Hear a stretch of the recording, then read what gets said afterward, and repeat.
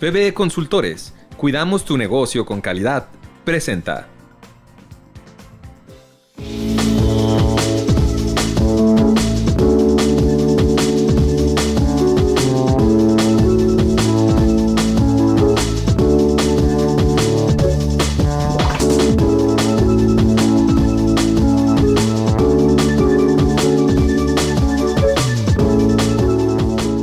Siguiendo con su programa Consejero Empresarial, ahora abordaremos un tema interesante por ciertos criterios que en un momento más hablaremos de ellos, sobre el cobro de los créditos hipotecarios. Para esto tenemos nuevamente la compañía de nuestro amigo, el licenciado Óscar Angulo. ¿Cómo estás, Óscar? Adrián, muy bien, muchísimas gracias. ¿Tú cómo estás? Bien, con el gusto nuevamente de tenerte después de algunas cápsulas que no estabas acá con nosotros, Óscar. Muy feliz de estar aquí con ustedes y muchas gracias por la invitación. Y bien, pues el tema que elegiste, la verdad que me llamó mucho la atención por los cambios, porque realmente los criterios que han surgido y varios de los que tú nos has hecho el honor de exponer, pues son cambiantes hacia un entorno judicial más sano. A pesar de que hay áreas todavía un poco álgidas en nuestras partes procesales, pues hablando fiscal, que ha sido un tema controversial en los últimos meses, pues este que vienes a platicar, Óscar, la verdad que me da gusto cómo se toman las figuras por lo que son y cómo son. Y bien, pues empecemos primeramente, ¿cuál es el objeto de lo que es una hipoteca de una manera muy concreta, Óscar, para irnos ahora sí a la acción? Pues mira, concretamente la hipoteca es un tema que se tiene estudiado desde muchísimo tiempo.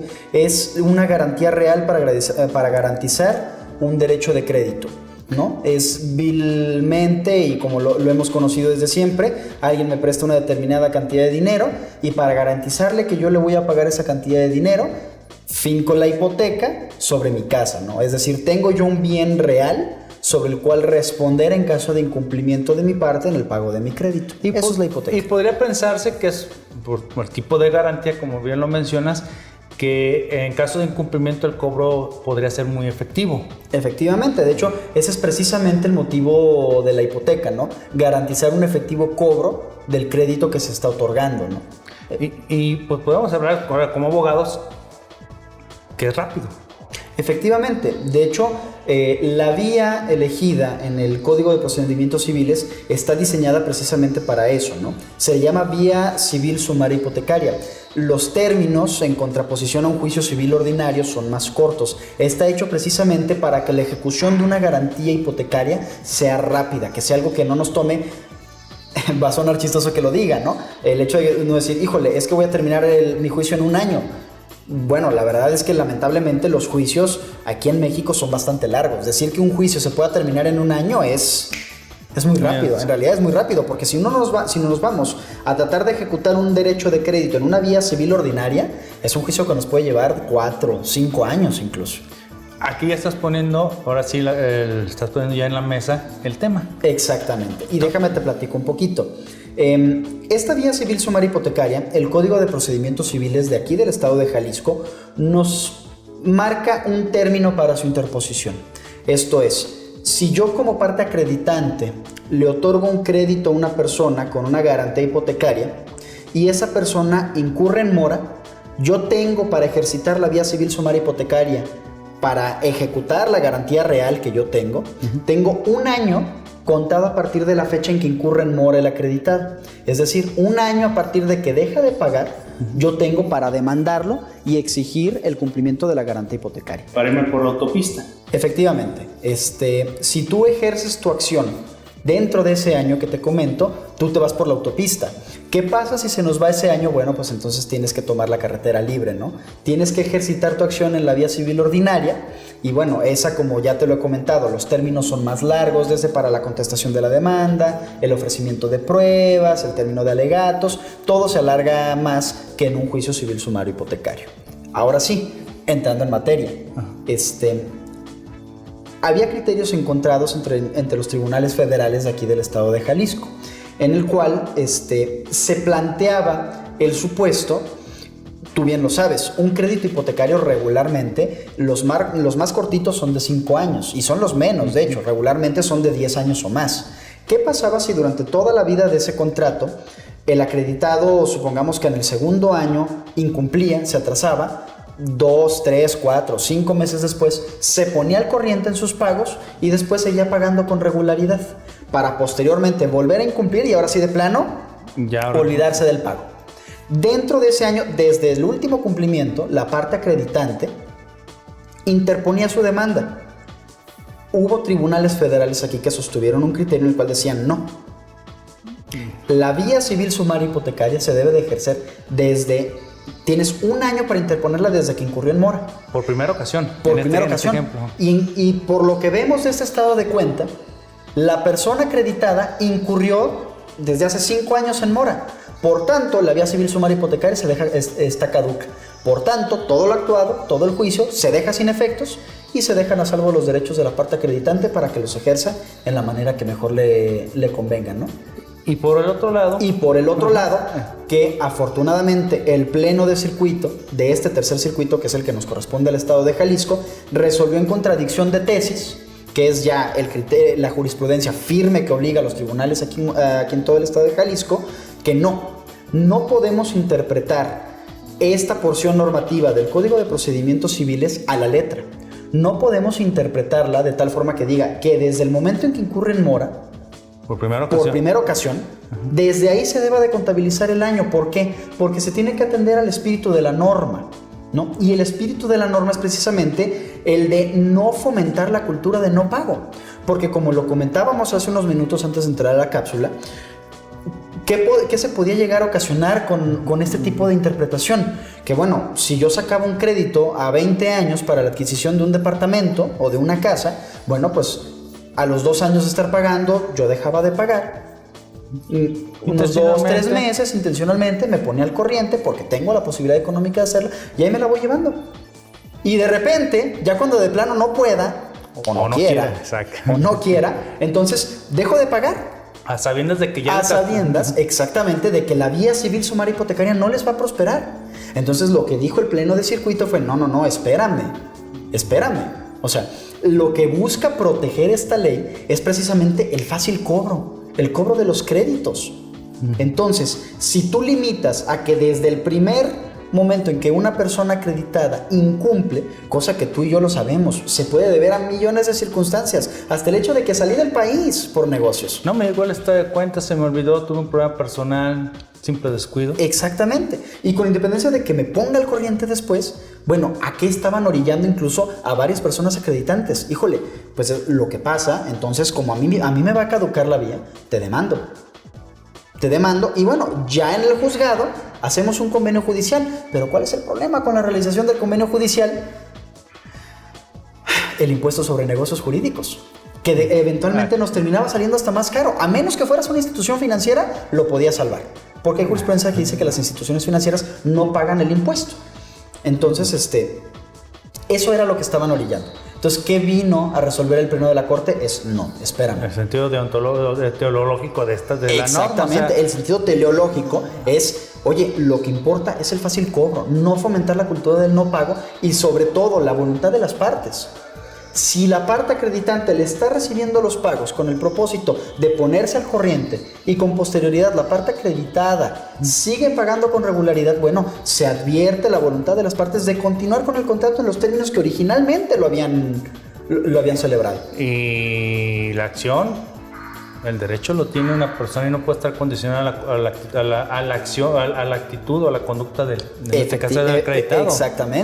Exactamente, porque entonces ya, si de plano deja de pagar y ya es mi culpa no ejercer esa acción durante un año que me dejaron de pagar, bueno, ahí sí es una causa imputable a la parte acreditante. Ahí está una aceptación tácita de que no te interesa ejercer acción. Efectivamente. Por decirlo de alguna manera coloquial. Entonces, afortunadamente, ya fue resuelto este tema aquí en el estado de Jalisco por el pleno del tercer circuito y ahora no se interpreta de manera literal, sino atendiendo al sentido de la norma. Por tanto, si se incumple durante la vida del contrato, pero después se pone al corriente y sigue pagando, no está caduca la vía civil sumaria hipotecaria. Sigue salvada. Exactamente, sigue salvada hasta el momento en que incumpla y de plano el incumplimiento ya sea reiterativo, para lo cual tendrás un plazo de un año para ejercer tu acción. O a quien se le debe ejercer la acción. Eso ya va a ser a su elección. A su elección, efectivamente. Muy bien, Oscar. Bueno, con esto nos das un nuevo aire a esta figura, pues sobre todo procesalmente, que no se utilice este tipo de conductas irregulares para tratar de socavar los derechos que pueda tener para un rápido ejercicio ante un incumplimiento. Efectivamente, y esto nos debe dejar tranquila a nuestra audiencia, principalmente a nuestros empresarios que se dedican precisamente a préstamos, exactamente, no necesariamente una institución financiera. Entonces, para que les deje más tranquilidad de recibir los pagos para regularizar la relación con sus clientes, que no les asuste recibirlo sabiendo que sus derechos para ejercer eventualmente el cobro ante un incumplimiento reiterado, sus derechos se encuentran perfectamente a salvo para ejercerlos. Pues muy bien, Oscar, muchas gracias por esta recomendación y sobre todo darnos una explicación muy clara, práctica y sencilla, como te caracterizas. Muchísimas gracias, Adrián, y estamos a sus órdenes como Oscar, siempre. nuevamente muchas gracias por estar aquí con nosotros. Aquí tienes tu casa, consejero empresarial. Muchísimas gracias, Adrián. Bien, no se retire, que continuamos después de este corte. En todo lugar, en todo momento, Eximex te acompaña. Nuestra nueva app Job Search permite a los usuarios de dispositivos móviles disfrutar todas las prestaciones y servicios de nuestra empresa. Aplica los exámenes, revisa las vacantes y sube tu currículum. Eximex Job Search. Si buscas trabajo, tu mejor herramienta. Grupo Cinec, innovación en el desarrollo humano. En un mundo globalizado en el que se busca solidez para alcanzar sus objetivos, es necesario contar con grandes equipos de trabajo para obtener soluciones. En Grupo Cinec encontrará al aliado que le ayudará a dedicarse a realizar sus competencias clave, aumentando sus utilidades y eficiencia. Le proporcionamos el respaldo en su capital humano especializado y optimización de los procesos de negocio reduciendo sus costos. Cinec, innovación en el desarrollo humano. En esta cápsula, su programa Consejero Empresarial, vamos a hablar sobre un tema muy importante que es la justicia alternativa. Son cambios que se han buscado dentro del régimen jurídico mexicano para descargar el trabajo de los tribunales y sobre todo que no se detenga la economía nacional. Pues recordemos, cada asunto retiene una obligación que generalmente es dinero, son bienes y al final esa suma se traduce en un estancamiento general. Entonces esta propuesta ya se ha materializado y contamos con la presencia del maestro José Carlos Herrera Jiménez para hablar sobre el tema de la justicia. Bienvenido, maestro. Gracias, Adrián. Muchas gracias por tu invitación y gracias al teleauditorio. En este caso, pues estoy a tu disposición para que tengas cualquier duda y me la preguntes ahorita al respecto de la justicia alternativa, para poder dirimir ahorita los asuntos, como tú bien dices, descargando toda esa carga judicial que ha venido a hacer un poco lento el proceso jurídico de algunos asuntos. Y bueno, pues estoy a tus órdenes. Muy bien, muchas gracias, Carlos. Fíjate que pues desde hace un par de años que empezaba a sonar la justicia alternativa, la veíamos lejos. Ya la vimos concretada en una ley, ya con la institucionalización, valga la redundancia, del Instituto Jalisciense de Justicia Alternativa. Justicia Alternativa. Y ya vemos, ya ahora sí, materializado en un sujeto para llevarlo a cabo. Pero aún así no nos hemos adaptado, hemos tomado en algunas cápsulas el tema de los medios alternativos para solución de conflictos. Aquí en este caso, quisiera que primero nos hablaras en qué consiste y cuál es el objeto principal de esta ley. Muy bien, tengo que encuadrar que a partir del año 2008 hubo una reforma constitucional en la cual se pretendió hacer precisamente ahora el establecimiento del nuevo sistema penal que va a ser acusatorio, en el cual también entra la justicia alternativa como uno de los medios que puede utilizar la ciudadanía para poder descargar incluso en materia penal los asuntos que antes llevaban mucho tiempo en resolverse. Pero la justicia alternativa viene también a poder influir en otras materias, no nada más en la justicia penal. Y bueno, aunque su fundamentación está en el artículo 17 constitucional, en el párrafo 4, dice precisamente esa fundamentación que las leyes de los estados van a prever los mecanismos alternos de solución de conflictos en leyes estatales para que la ciudadanía pueda acercarse a ellos y previo a llevar un juicio puedan llevar primero la mediación, la conciliación o la negociación como el trámite más idóneo para resolver su conflicto. Entonces aquí hablamos que es una competencia que se delega a cada una de las entidades federativas, sí, a través de nuestra Constitución. hablas de etapas. La primera etapa, hablamos de la mediación. Sí. ¿Qué consiste la mediación conforme al marco regulatorio? Bien, la mediación es una teoría acerca de la resolución de conflictos que ya aterrizada en la Ley de Justicia Alternativa, en este caso del Estado de Jalisco, la regula y es impartida por el Instituto de Justicia Alternativa. Pero además también el instituto puede acreditar centros privados para que cualquier profesionista que se certifique como mediador privado pueda llevar a cabo ese método de mediación. La mediación consiste cuando dos personas tienen un conflicto entre sí, una de ellas puede solicitar bien sea al Instituto de Justicia Alternativa o a un centro privado que puedan intervenir para invitar a la otra persona. Y ya que invitan a la otra persona a la mesa de negociación, el mediador tiene como facultad el guiar los intereses y encontrar cuál es la problemática del asunto sin sugerir las propuestas de solución, únicamente facilitando la comunicación entre las partes para que puedan llegar a un arreglo. Ok, aquí el tema, la parte contractual, que es algo, ya lo adelantaste, la parte penal pues va a solucionar algunos delitos. La parte contractual pues también... Los defectos en los contratos, los defectos que pueden generarse en su redacción, pueden generar esas controversias o la simple relación humana. En la mediación, si yo dentro de mi contrato establezco como una cláusula multinivel, estableciendo como la primera entrada la mediación, hay que aportarle al mediador previa citación a la contraparte, por llamarlo de alguna manera, que aquí no creo que no sería porque no estamos en pleito, para que el mediador se entere de la situación. Bueno, en este caso puede ser que cada uno de los contratantes ya tenga en mente a qué centro de mediación certificado, acreditado, quiere dirigirse para poder dirimir su controversia y de esta manera hacer una cláusula compromisoria que se incluya en el contrato para que las dos partes estén de acuerdo en que ante una dificultad o ante un conflicto vayan primero a ese centro de mediación privado que han establecido ahí en el contrato. O bien si lo dejan abierto, pero aún así que quede sujeto a que las partes van a dirigirse primero a la instancia de la justicia alternativa, entonces tendrán que sujetarse a la Ley de Justicia Alternativa del Estado para solicitar el apoyo al instituto. Pero no es necesario quizás que el mediador privado tenga conocimiento previo de todo el alcance del contrato.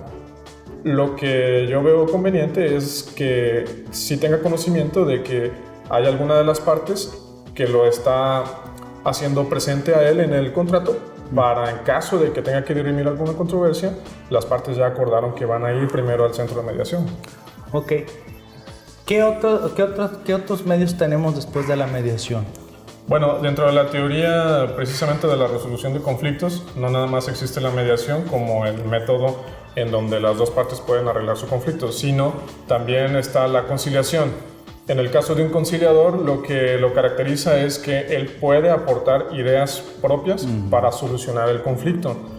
Y la negociación, en este caso, la teoría nos comenta que puede ser incluso una tercera persona que dentro de la mediación las dos partes elijan para que en el centro de mediación puedan negociar entre ellos. Por ejemplo, puede ser una persona que sepa muy bien de la materia que están tratando ambas partes, porque aunque el mediador privado puede ser abogado, también pueden serlo de otras profesiones como psicólogos, arquitectos, ingenieros, etc. Sí, pues entiendo ahora la razón de esa apertura a distintas profesiones en el caso de la mediación. Entonces tengo la pregunta, ¿tengo que seguir un orden siguiendo con el ejemplo del contrato, mi cláusula multinivel, o puedo elegir si bueno, mediación a lo mejor no me resulta muy conveniente y me quedo nomás con conciliación o simplemente nomás con la negociación? ¿Puedo hacerlo?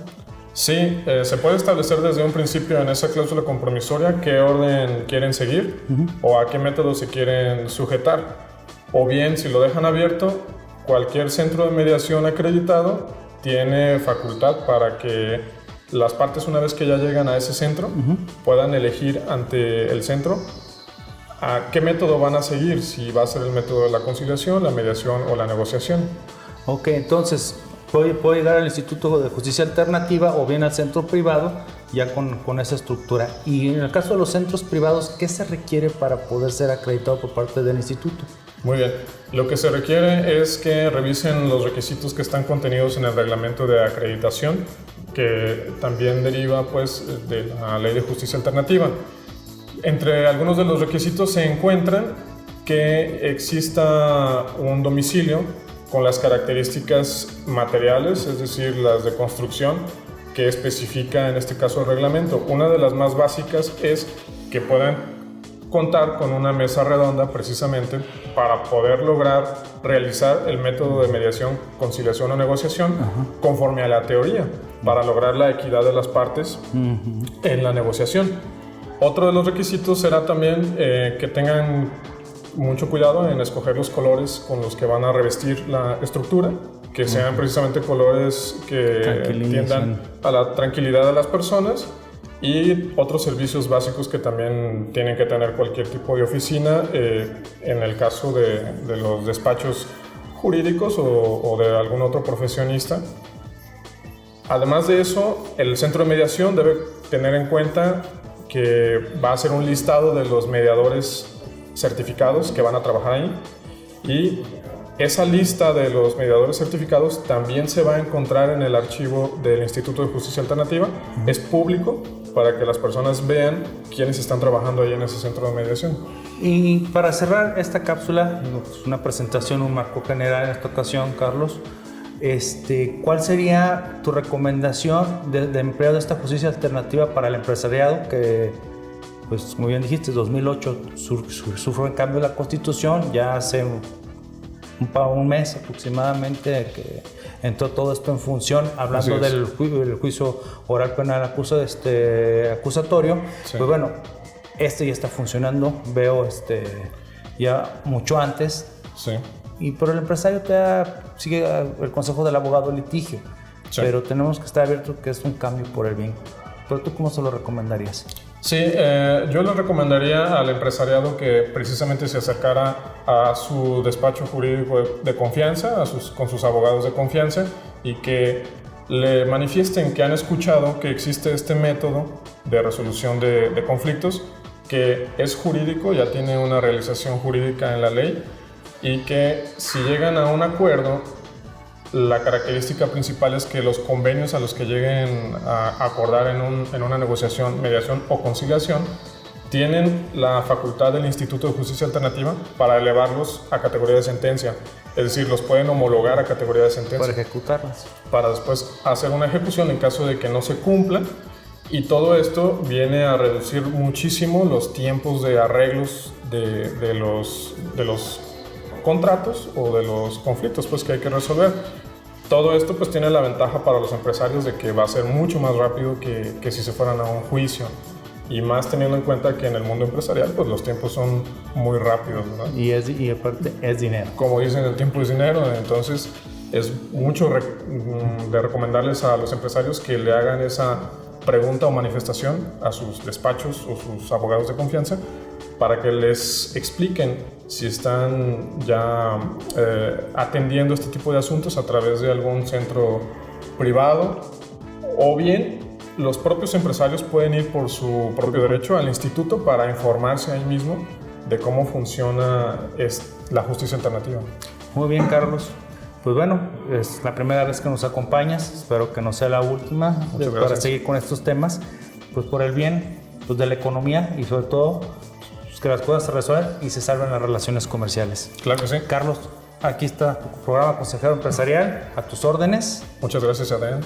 Bien, no se retire, que continuamos con este tema. En todo lugar, en todo momento, Eximex te acompaña. Nuestra nueva app JobSearch permite a los usuarios de dispositivos móviles disfrutar todas las prestaciones y servicios de nuestra empresa. Aplica los exámenes, revisa las vacantes y sube tu currículum. Eximex JobSearch. Si buscas trabajo, tu mejor herramienta. Grupo Cinec, innovación en el desarrollo humano. En un mundo globalizado en el que se busca solidez para alcanzar sus objetivos, es necesario contar con grandes equipos de trabajo para obtener soluciones. En Grupo Cinec encontrará al aliado que le ayudará a dedicarse a realizar sus competencias clave, aumentando sus utilidades y eficiencia. le proporcionamos el respaldo en su capital humano especializado y optimización de los procesos de negocio reduciendo sus costos. CINEC, innovación en el desarrollo humano. Siguiendo con su programa Consejero Empresarial con el tema de la justicia alternativa, ahora después de haber visto la parte del marco jurídico, vamos a abordar en este momento la parte humana, la parte de cómo se acaba una negociación. No es un voladito, estamos hablando de sentimientos inclusive, que es algo característico para poder llegar a un buen arreglo. Para esto tenemos la compañía de la maestra Miriam Barajas Coronado. Miriam, hola. Muchas gracias por estar aquí en tu programa Consejero Gracias Empresarial. Gracias. Me llama la atención un tema novedoso para muchos, en caso particular, pues empezar a ver cómo ingresa, como anticipaba el maestro Carlos, otras materias en algo que podríamos decir que es propio del abogado. Sí. Sin embargo, viendo cómo el objetivo o la finalidad, pues se ve que el abogado no podemos tener la cualidad al 100% desarrollada. Y es donde entra quizás el perfil que tienes como psicóloga. Sí, así es. Y platícanos un poco desde la perspectiva del mediador. ¿Qué tengo que hacer? Ya llego y te ves que tengo problemas con mi vecino porque tiene un perro que ladra y no me deja dormir. Sí, bueno, en este caso lo primero que hacemos los mediadores es escuchar cuál es la problemática que percibe la persona para entonces citar con quien tiene el conflicto. Y una vez que llegan y tenemos a las dos personas es escuchar ahora la otra versión, ¿no? ¿Cuál es la percepción que tiene la otra persona?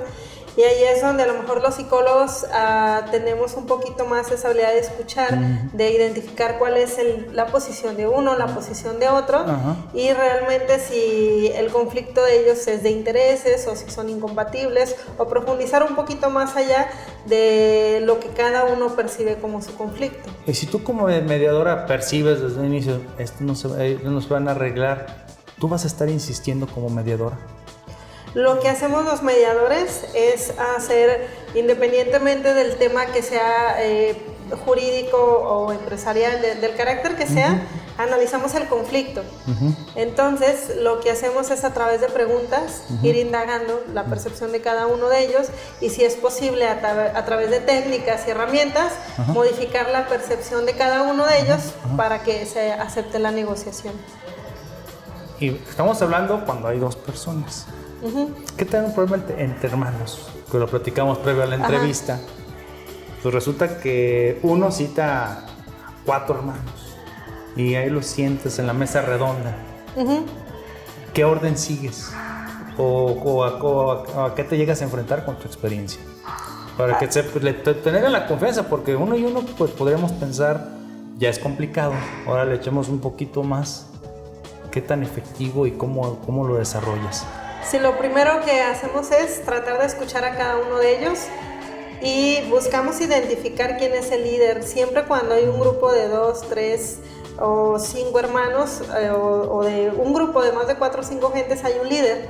Si identificamos al líder y logramos que el líder se alíe con nosotros para seguir propositivamente, para llegar a un buen acuerdo, los demás lo van a seguir. Pero entonces, antes de eso hay que escuchar a todos y hacer un buen análisis y si lo encuentro, van a seguir naturalmente, porque un mediador debe de tener un perfil natural de líder y a su vez identificar en estos casos al líder y los otros por forma natural lo van a seguir y eso logra que generemos buenos acuerdos. Y me hablabas de un principio de Harvard, que es con el que institucionalizan el resultado, la finalidad de esto. ¿De qué consiste? Sí, mira, el modelo Harvard surge como un modelo empresarial con el objetivo de que se llegue a ganar-ganar, que a través de la negociación se identifique cuál es la necesidad de cada persona y ninguno de los dos pierda o no haya un perdedor y un ganador, sino que al momento de ceder un poquito los dos, ambos ganen y no se dé un ganar y un perder como normalmente lo que mencionaban en los litigios, ¿no? Va a haber una sentencia en donde determinen quién gana y quién pierde. En una negociación, el modelo Harvard habla sobre un término que le llaman MAN, que es el mejor acuerdo negociado, en donde es un mejor acuerdo, una buena negociación, tú ganas, yo gano y estamos más satisfechos con ello. Entonces, Pues sí, lo podríamos ver como una palabra coloquial, mediación, buscar el punto medio de conveniencia para ambas partes. Así es. Pero tú tienes que desarrollar tu habilidad, me imagino, para no solamente reflexionar, sino ponderar los intereses. Porque también tienes que hacerle la reflexión que a lo mejor económicamente logras el punto medio, pero cuando hay un valor mayor, puede ser, el ejemplo, mi descanso. Mi descanso no tiene precio. Y pues, el perrito pues también es un ser vivo. Sí. Entonces empiezas a buscar qué hace, cómo me ponderas eso. Entonces, ya con parte de experiencia, porque imagino que cada asunto que te toca hablaríamos programas y programas, ¿no? Así es. Bueno, más que el mediador lo pondere, lo que hacemos es identificar y ubicar bien en la percepción de cada uno de ellos, y que quien modifique un poquito su percepción es la persona.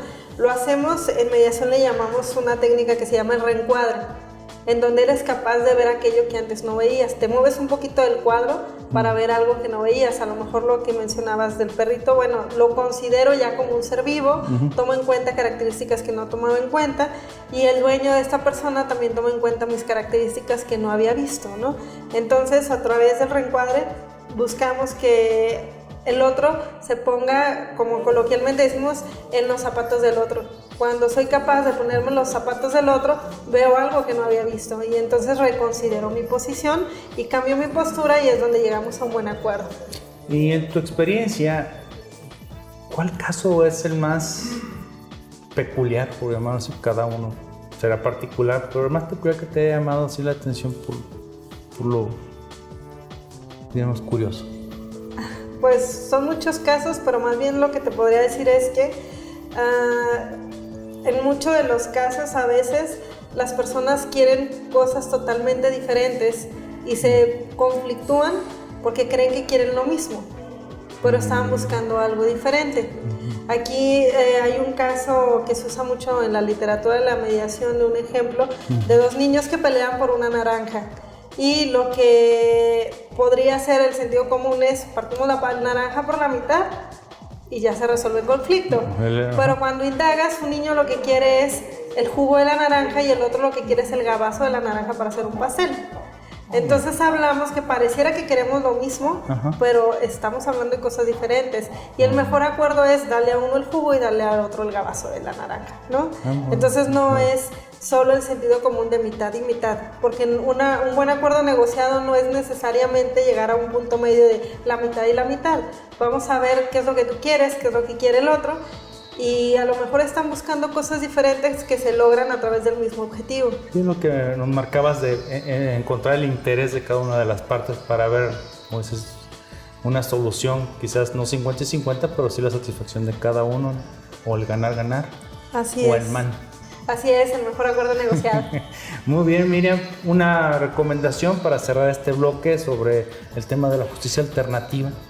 Sí, pues nada más que se considere que es mejor un buen acuerdo que irse a estar peleando, litigando, no solo en cuestión de economía, sino en cuestión emocional, que es muy desgastante también, independientemente del asunto que sea, tener que estar yendo a tribunales, tener que estar peleando, incluso hasta para dormir, ¿no? Cuando uno trae una preocupación, no descansas igual a cuando a través de un método alterno, que tenemos un promedio de 2 meses o máximo 3 meses para que esto se resuelva, no se compara con un sistema tradicional. Sí, una mente empresaria con una mente despejada de problemas es una mente creativa y positiva. Así es. Miriam, muchas gracias por estar aquí en tu programa Consejero Empresarial. Bien, con esto concluimos el programa de esta ocasión. Recuerda seguirnos en redes sociales. Nos encuentra en Facebook como RCE Consejero Empresarial. Recuerde darnos un like, y en la red YouTube nos puede encontrar como Consejero Empresarial TV. Suscríbase para que le llegue de manera inmediata a sus correos cada vez que se liberan los videos. Nos vemos en la próxima. PBE Consultores, cuidamos tu negocio con calidad, presentó.